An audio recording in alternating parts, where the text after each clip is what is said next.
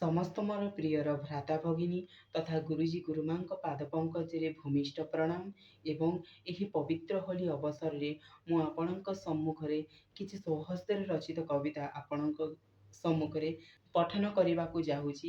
କାରଣ ଯେତେବେଳେ କୌଣସି ଗୋଟିଏ ଛାତ୍ରଛାତ୍ରୀ ମା ଠାରୁ କିମ୍ବା ବାପା ଠାରୁ ତଥା ନିଜ ପରିବାର ଠାରୁ ଦୂରେଇ ରହନ୍ତି, ସେହି ସମୟରେ ସେ ହୋଲି ପର୍ବ ହେଉ କିମ୍ବା ଅନ୍ୟାନ୍ୟ ପର୍ବ ହେଉ, ସେହି ପର୍ବରେ ପରିବାର ତଥା ସେହି ଛାତ୍ରଛାତ୍ରୀଙ୍କ ମନରେ କିପରି ଧାରଣା ଜାଗ୍ରତ ହୋଇଥାଏ, ସେହି ଧାରଣାକୁ ମୁଁ ମୋ କବିତାରେ ସ୍ଥାନ ଦେଇଛି। କବିତାର ଶୀର୍ଷକ ହୋଲିରେ ମା ଓ ପୁଅଙ୍କ ଅନୁଭୂତି। ସତରେ ମୋ ମା ମୋତେ ଖୋଜୁଥିବେ, ସତରେ ମୋ ମା ମୋତେ ଖୋଜୁଥିବେ ଆଜିର ଏହି ରଙ୍ଗ ପର୍ବରେ, ଆଜିର ଏହି ରଙ୍ଗ ପର୍ବରେ ସଭିଙ୍କୁ ଦେଖି ମୋତେ ସେ ମନେ ପକାଉଥିବେ, ସତରେ ମୋ ମା ମୋତେ ଖୋଜୁଥିବେ। ସତରେ ଆଜିର ଏହି ରଙ୍ଗ ଉତ୍ସବରେ ଗାଁ ସାରା ଲୋକମାନେ ରଙ୍ଗରେ ରଙ୍ଗିତ ହୋଇଥିବେ, ଏହା ଦେଖି ମୋ ମା ଭାଙ୍ଗି ପଡ଼ୁଥିବେ, ସତରେ ମୋ ମା ମୋତେ ନିଶ୍ଚିତ ଖୋଜୁଥିବେ।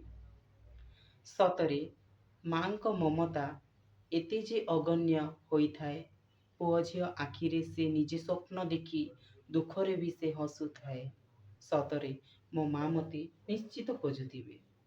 ମା ବୋଲି ଯେଉଁ ଗୋଟିଏ ଅକ୍ଷର ସ୍ୱର୍ଗରୁ ଓହ୍ଲେଇ ଆସିଛି, ସେଥିପାଇଁ ବିଶ୍ୱରେ ମାର ମମତା ଅତୁଳନୀୟ ହୋଇଛି। ସତରେ ମୁଁ ମଧ୍ୟ ମୋ ମାଙ୍କୁ ମନେ ପକାଉଛି। ସତରେ କେବେ ବି ମୁଁ ମାଙ୍କୁ ଛାଡ଼ି ଏକୁଟିଆ କୋଉଠି ରହିନାହିଁ। ଲକ୍ଷ୍ୟ ପଥେ ମୁଁ ଚାଲୁଛି ବୋଲି ମାଙ୍କୁ ଛାଡ଼ି ଏଠି ରହୁଛି।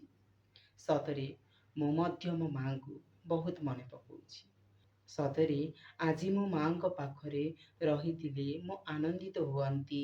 ମୁଁ ମଧ୍ୟ ରଙ୍ଗରେ ରଙ୍ଗିତ ହୋଇ ଗାଁ ଚାରିପଟେ ବୁଲି ଆସି ମା କୋଳରେ ଶୋଇଥାନ୍ତି। ସତରେ ମୁଁ ମଧ୍ୟ ମୋ ମାଙ୍କୁ ମନେ ପକାଉଛି। ସତରେ ମୁଁ ମଧ୍ୟ ମୋ ମାଙ୍କୁ ମନେ ପକାଉଛି। ମୋ କବିତା ଆପଣଙ୍କୁ ଯଦି ଭଲ ଲାଗିଛି ତାହେଲେ ମୋ ଚ୍ୟାନେଲକୁ ଲାଇକ୍, କମେଣ୍ଟ ଏବଂ ସବସ୍କ୍ରାଇବ୍ କରିବାକୁ ଭୁଲିବେ ନାହିଁ। ଏବଂ କବିତାଟି କିପରି ହୋଇଛି ଆପଣ ତାହା ମୋତେ ଜଣାଇବେ। ଏବଂ ଏହି ପବିତ୍ର ହୋଲିର ଅବସରରେ ପୁଣି ଥରେ ଆପଣଙ୍କୁ ଅଜସ୍ର ଅଜସ୍ର ଅଭିନନ୍ଦନ ଜଣାଉଛି। ଧନ୍ୟବାଦ।